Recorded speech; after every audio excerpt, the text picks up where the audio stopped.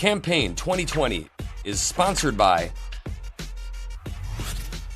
Wisconsin Hospital Association, Quick Trip,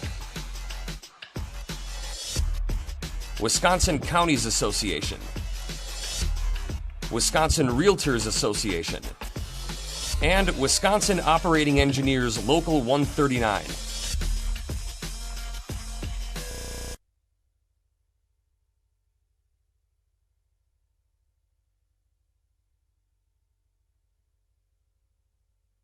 Nicki Vander Meulen of Madison is a Democratic candidate in the 76th Assembly District. The primary election is August 11th.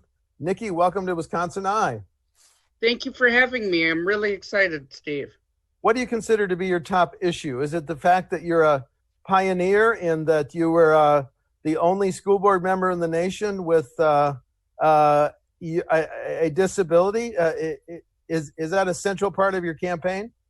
My autism is a central part of me, and it is a central part of my campaign. I do want to have disability rights at the forefront. As for my main priority regarding disability rights, I want to get rid of the sub-minimum wage. Currently, it's legal to pay the disabled 4 cents an hour, and I find that morally repugnant. And 6 states have managed to change it, and I want to be the 7th. Instead of the 4 cents an hour, what's a reasonable rate? I believe that that should be minimum wage. If it's a minimum wage job, if it's above minimum wage, it should be above. It depends on the situation. It also has to depend on, it should be in a non-shelter workshop. I also strongly believe that you should work with individuals who don't have disabilities as well. When I graduated from law school, I was told the best I could hope for was $2 an hour at Goodwill, and I should be happy about it. That was my disability counselor for the state told me that. So what unique benefit would you bring to the assembly as someone with autism? What unique benefit is I have personal firsthand knowledge of individuals with special needs and individuals who are autistic. Very simply, I've learned to listen and I've learned to advocate. I know what it's like to be behind. I know what it's like to be underestimated. 2 weeks before I got sworn into the school board, I was told to the Senate parlor on Autism Awareness Day that I must not be that disabled if I had a law degree. Wow. So I think they might need a little help in the education area, and I think I'm the person to do just that. Well, let's move to some specific issues. The pandemic has cut into state tax collections. If the governor is right and we'll be $2 billion short in the current fiscal year, if you're a member of the assembly, it's a tough choice. Do you cut spending or do you raise taxes and fees? Please. I think we have to raise taxes and fees and remove the revenue caps, but I want a progressive tax system. I don't want a regressive tax system focusing on property taxes or on sales tax. I think the government has a duty, both federal and state, to fund educational services and our other services. We repurpose and look at what our taxes have done. Since the Wisconsin Republicans have taken over the legislature, they have passed tax breaks for the richest 1% of Wisconsinites. Those tax codes need to be redone, and they need to be replaced to fund individuals who are middle class, who are under middle class, our job is to fund everyone in the state, not just 1% of the state. I notice your campaign website says it's time for the wealthy to pay, these are your words, their fair share, right? Absolutely. Absolutely. Right now, they're not. Right now, we have companies that are getting PPE loans, small business loans, who are making thousands. Our state legislator, the head of the assembly, got a PPE loan, applied for it, when he's making $150,000 a year plus working in the government. I don't understand how people who are not small businesses could even consider applying for those. Okay. We need to work for the common man and woman. Okay, new subject. Americans know a lot more about how some police officers treat those in custody than they did 2 months ago. The governor's recommended a 9-bill package of police reforms. It would include ban chokeholds, ban no-knock warrants, universal training for police officers. Do you support that, or does it not go far enough? I support it, but I'd go further in banning Lincoln Hills. I think that needs to be completely shut down immediately. Right now, it hasn't been completely shut down, and I believe that that is criminally negligent. Otherwise, I am in 100% agreement. Okay. Now, as a criminal defense lawyer, you work with some teen offenders. So let me ask you about this. Do you believe that both medical and recreational marijuana should be legalized?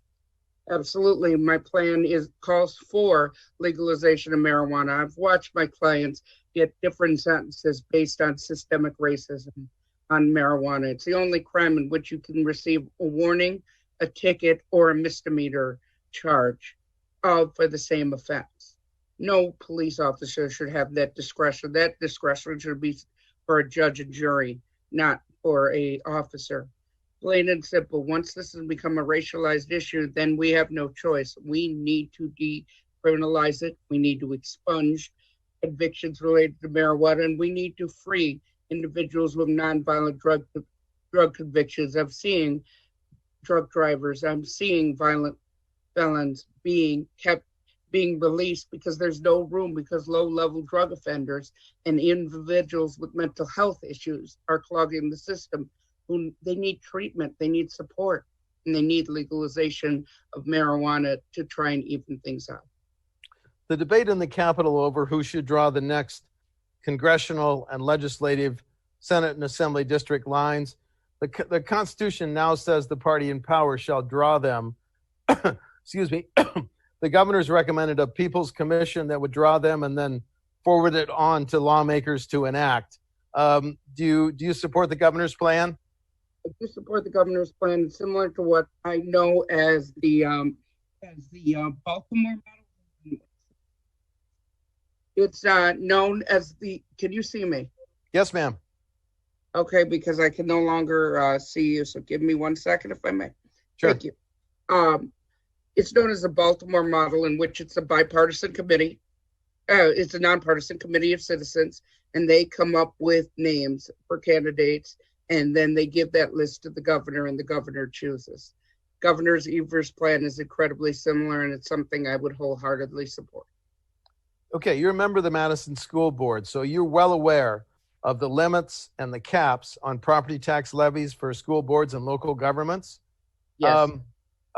They're there because Wisconsin ranks high in property taxes. So if you're a member of the Assembly, would you vote to get rid of those property tax limits and caps, or keep them?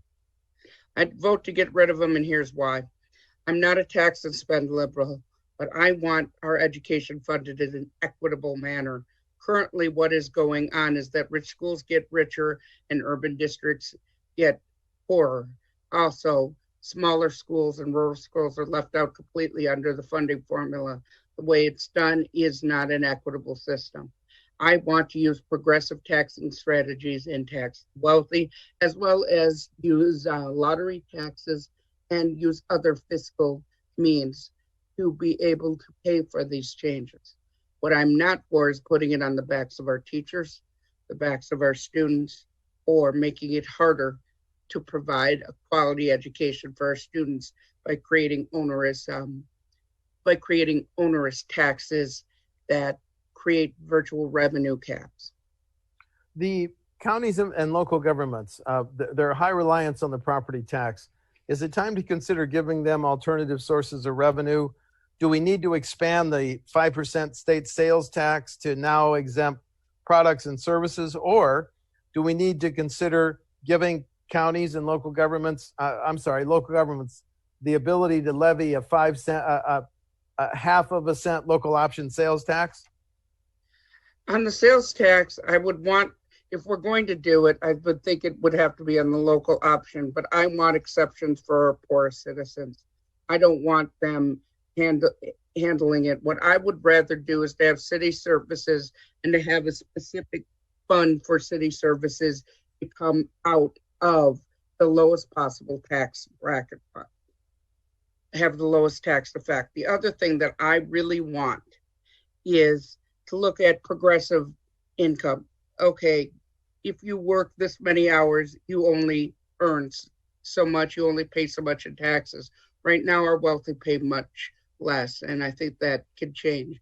We also need to give the counties more power in making decisions on their own rules, their own regulations, and their own taxing systems.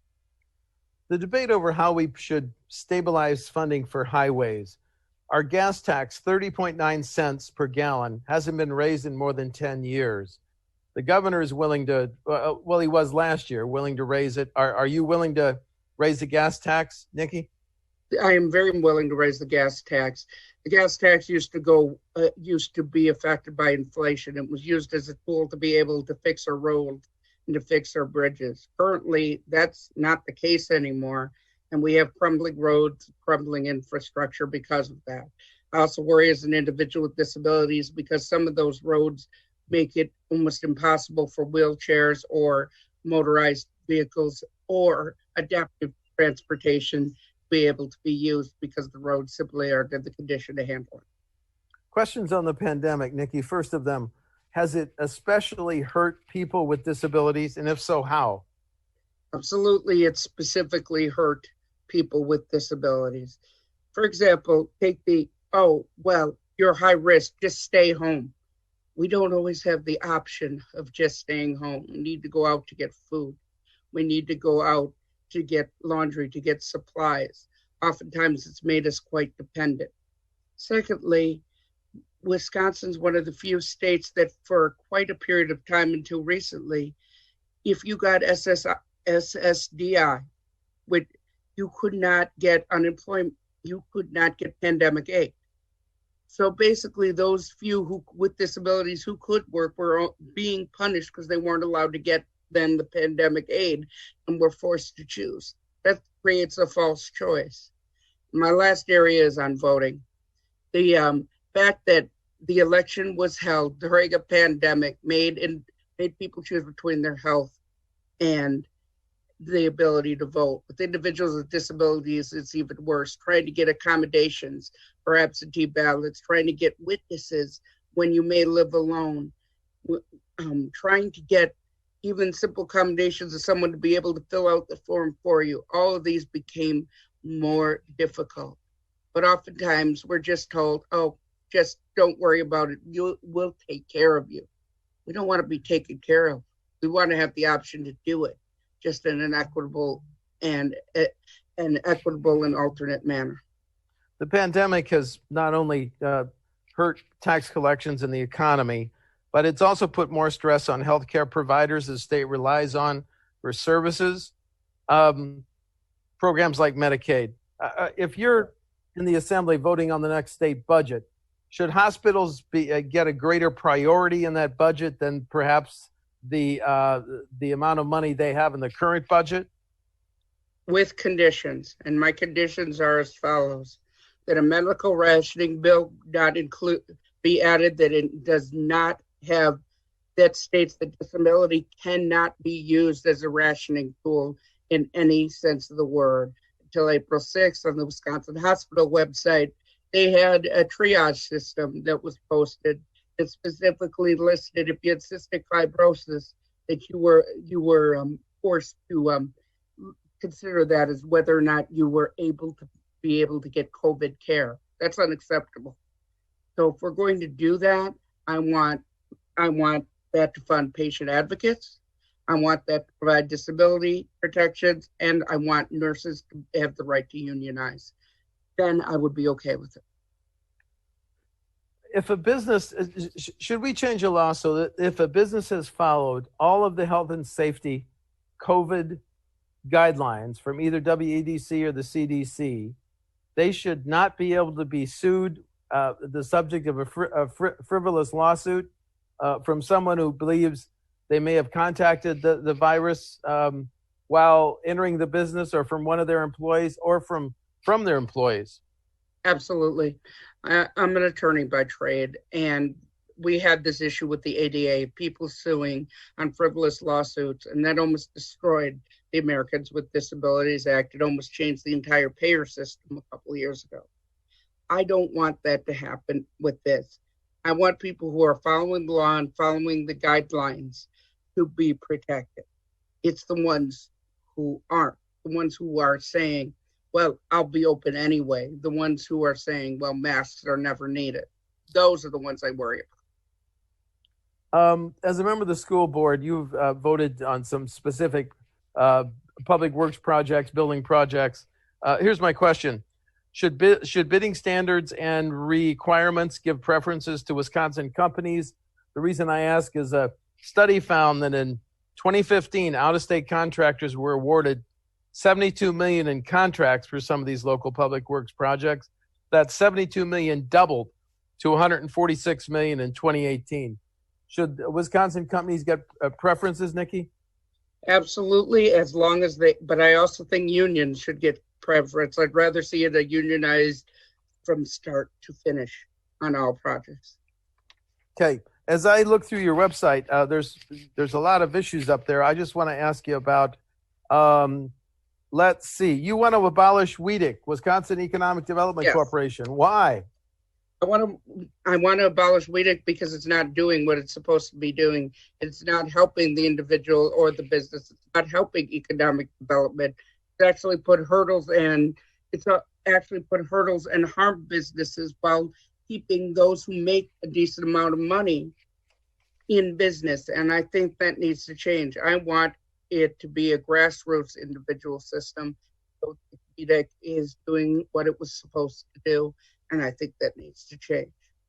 When I interview candidates for the legislature from Madison and Dane County, some of them have adopted positions on the Air Force decision to assign a new squadrons of F-35s to Truax Field.